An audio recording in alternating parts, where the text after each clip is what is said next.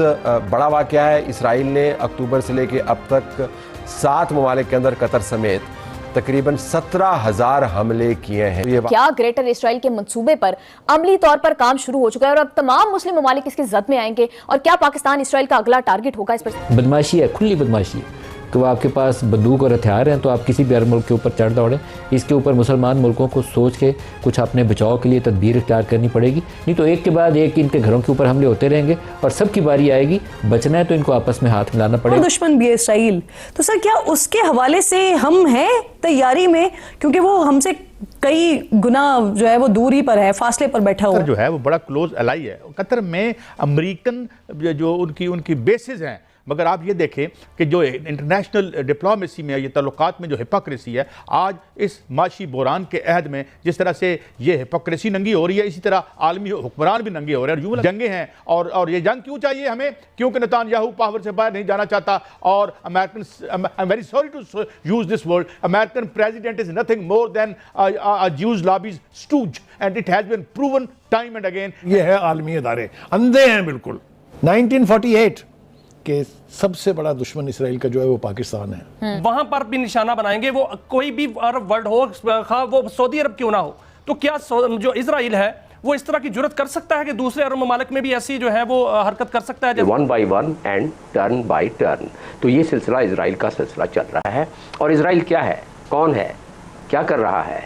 Israel is US and US Israel का जो इख्तियार है वो अमेरिका के पास है। ये तमाम अरब ममालिक, मैं वसूख से कह रहा हूँ, जिम्मेदारी से कह रहा हूँ, ये डरते हैं, खौफजदा हैं कि 2 घंटों में हमारी हुकूमतें उड़ जाएंगी। पाकिस्तान का न्यूक्लियर डिटरेंट अल्लाह ताला हमें महफूज रखना है, हमें वो उसको कायम रखना है, अपनी ताकत को कायम रखना है। नमस्कार दोस्तों, जय हिंद। इजराइल ने एक बड़ा फैसला लेते हुए कतर की राजधानी दोहा में ताबड़तोड़ हमला कर दिया है। 15 फाइटर जेट से 10 बम गिराए हैं, जिसमें दोहा समेत पूरी दुनिया में सनसनी फैली हुई है। इजराइल सेना ने कहा है कि हमले में हमास के सीनियर लीडरशिप को टारगेट किया गया है। हम उन्हें जिंदा नहीं रहने दे सकते थे। प्रधानमंत्री बेंजामिन नेतन्याहू ने खुद कबूला है कि उन्होंने ही हमले की इजाजत दी थी और अमेरिका को भी इसके बारे में बताया था। व्हाइट हाउस ने भी इसकी पुष्टि की है। इस हमले ने मिडिल ईस्ट में आग और भड़का दी है। जॉर्डन, कुवैत, यूएई, ओमान समेत तमाम मुस्लिम मुल्क आग बबूला हैं और इजराइल को सबक सिखाने की बात कर रहे हैं। हमला दोहा के एक कॉम्प्लेक्स पे किया गया है। इजराइल की सेना ने कहा है कि ये एक सटीक हमला था। ये वही जगह है जहां हमास की टीम रहती थी। इजराइल के प्रधानमंत्री ने कहा कि ये हमला हमास के उस एक्शन का रिएक्शन था जिन्होंने एक दिन पहले यरूशलेम में फायरिंग की थी, जिसमें 6 लोग मारे गए थे। वहीं ये देख पाक मीडिया भी सदमे में है और पाक मीडिया बोल रही है कि एक के बाद एक मुस्लिम उम्मा पे चढ़ाई हो रही है और इजराइल का सबसे बड़ा दुश्मन पाकिस्तान है। क्या समझते हैं? और फिर वो इस बात का इतराफ कर रहे हैं कि अमेरिका ने मदद फराहम की है।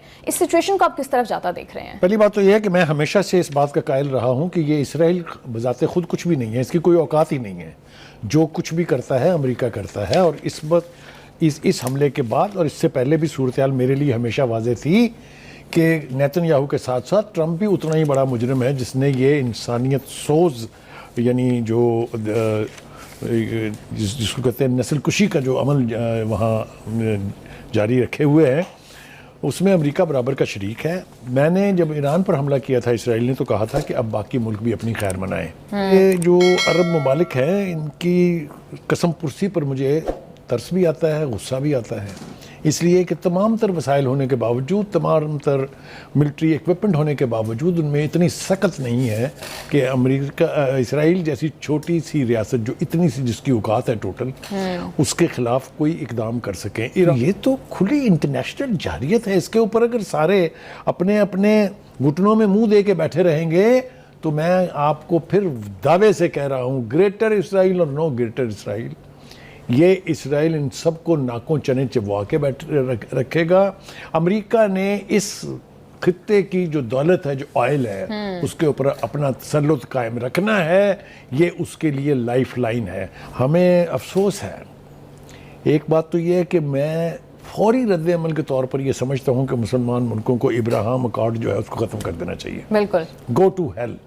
ठीक है, कोई क़यामत नहीं आती है, किसी की कोई जान को कोई ख़तरा नहीं होगा। ये वो इक़दामात हैं जो आप करके एक मैसेज तो दें कम से कम खुदा के वास्ते कि आप भी कोई शय है, आप भी इस खित्ते में कोई इब्राहिम अकॉर्ड ख़त्म करें। जिन मुसलमान मुल्कों ने इसराइल को तस्लीम किया हुआ है सारे के सारे अपने सफारती ताल्लुकात ख़त्म करें। जो फैसिलिटेट कर रहे हैं इसराइल को असला पहुँचाने में, यानी जो जिनके मुल्कों से गुजर के जाता है, जिनके एयरबेसिस इस्तेमाल होते हैं, जिनके रूट्स इस्तेमाल होते हैं, उन सबको चाहिए कि इसका कंप्लीट बायकॉट कर दें।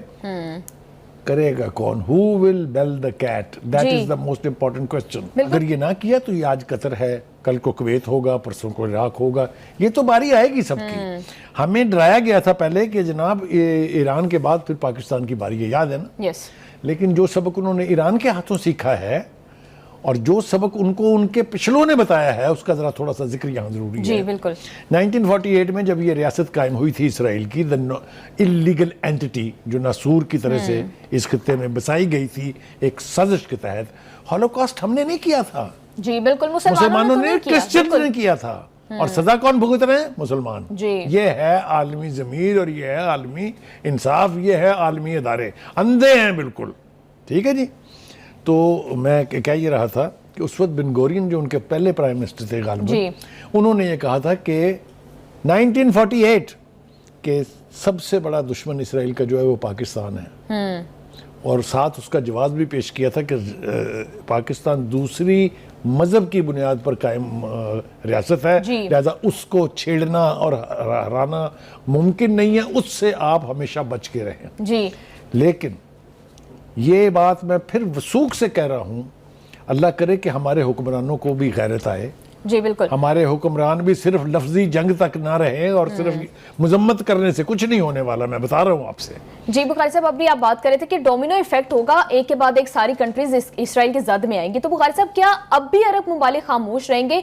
क्या अब भी एटलीस्ट अपने ज़मीर के बेस पर तो नहीं, लेकिन एटलीस्ट अपने नेशनल इंटरेस्ट की बेस के ऊपर क्या अब भी खामोश रहेंगे और इसराइल के अगेंस्ट कोई एक्शन नहीं लिया जाएगा? उनका नेशनल इंटरेस्ट उनके अपने काबू और अपने इख्तियार में नहीं है। उनका जो इख्तियार है वो अमेरिका के पास है। ये तमाम अरब ममालिक, मैं वसूख से कह रहा हूँ, जिम्मेदारी से कह रहा हूँ, ये डरते हैं, खौफजदा हैं कि 2 घंटों में हमारी हुकूमतें उड़ जाएंगी अगर हमने अपने आका अमेरिका को नाराज़ कर लिया। ये कतर की जो लीडरशिप है जनाब, उनका हाल ये है कि जब वो मई में ट्रंप साहब दौरा करने के लिए आए थे तो अमीर कतर ने उनको एक जहाज़ तोहफे में दिया था जिसकी कीमत $400 मिलियन है। ठीक है जी। मैं पूछना ये चाहता हूँ कि ये इस किस्म की खुशामद करके नतीजा देखें क्या है।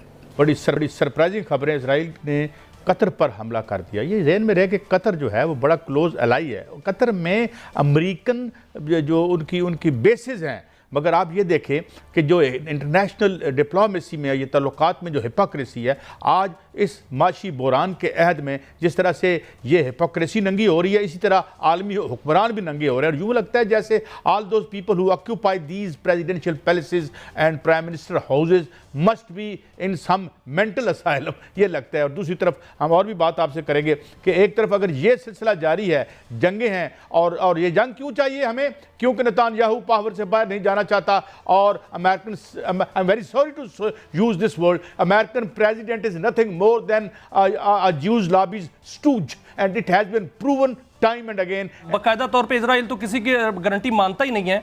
जो इनका जो सोशल मीडिया है वो ये भी कह रहा है कि हमास की क़यादत जहां जहां पर छुपी हुई है वहां पर भी निशाना बनाएंगे, वो कोई भी अरब वर्ल्ड हो, खा वो सऊदी अरब क्यों ना हो। तो क्या जो इजराइल है वो इस तरह की जुर्रत कर सकता है कि दूसरे अरब ममालिक में भी ऐसी जो है वो हरकत कर सकता है जैसे सऊदी अरब?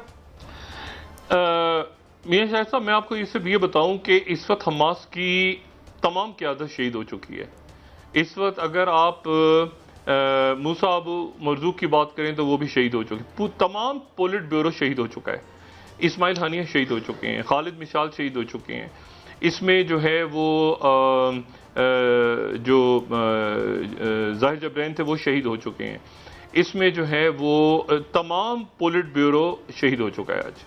तो हमास का कोई भी शख्स जो है इस वक्त, कोई भी शख्सियत जिंदा मौजूद नहीं है किसी भी मुल्क में।